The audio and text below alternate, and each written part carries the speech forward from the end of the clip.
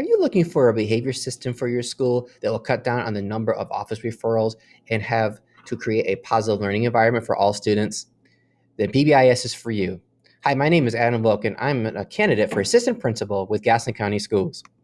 PBIS stands for Positive Behavior Interventions and Supports. It is a system designed to help deal with the struggles of inconsistent classroom management, behaviors, and discipline across any school in any K through 12 setting. PBIS is geared to help provide a more consistent, predictable, and safe learning environment for all.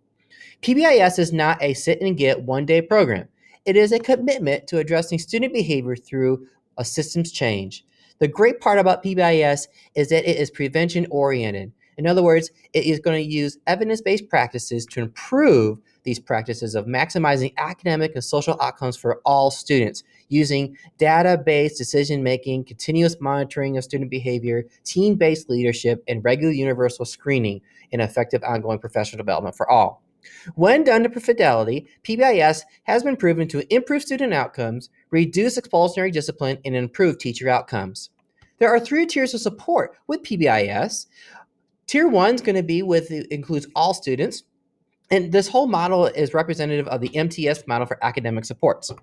Tier 1 is a school-wide universal system for everyone in a school. Students learn basic behavior expectations like how to be respectful and kind.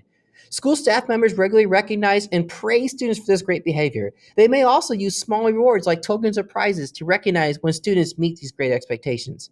Tier 2 provides an extra layer of support for those students who continue to struggle with behavior. The school is going to give those students some evidence-based interventions and instruction. Tier 3 is the most intensive level. It is for students who need those individualized supports and services because of ongoing behavioral concerns. PBIS can also be integrated into the digital learning environment. PBIS, if we look in this example here, the sample matrix, you can see that there are three basic expectations that this school is using for their virtual environment. And you can see where students can show these behavior expectations in the various scenarios listed above. How does a school get started with PBIS? Well, there is a cost factor, and the cost factor is based upon several various factors. And I focused on the number of schools implementing it. So what I did is I chose a sample budget in a mid-sized district that would pilot 15 schools, similar to Gaston County Schools. 15 schools that would have 5 to 7 individuals per team would have a training of implementing these activities after year number 1 of going to be having 3 1.5-day workshops. And after year number 2 would have 2 1.5-day workshops at $4,000 training cost per workshop. There would also be coaches and trainers involved. 2 trainers for the district with 3 coaches. The coaches would have the coach would have about 5 to 7 schools that they would oversee. Year 1 would include these folks having a training of 3 half-day workshops. In year 2, they would have 2 half-day workshops at no additional cost. One thing to keep in mind is that there is for data systems is an ongoing direct cost would be $400 per school year.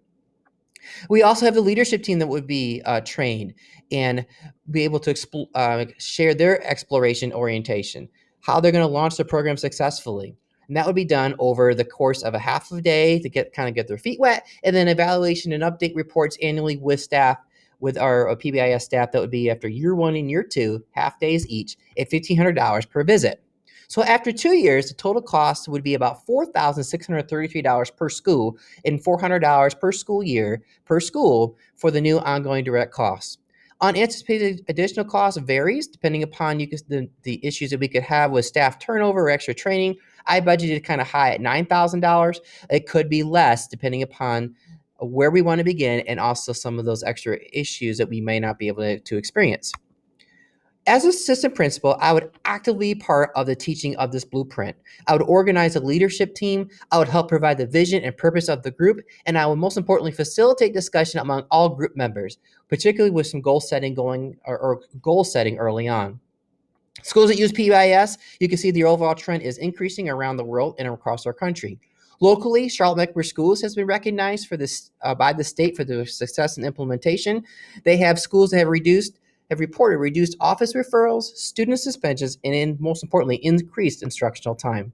In closing, if a child doesn't know how to do something, we teach them. But if they misbehave in school, we punish them. PBIS does change this approach. Thank you for considering me as assistant principal at Gaston County Schools, and I hope you found this video to be informative. Have a great day.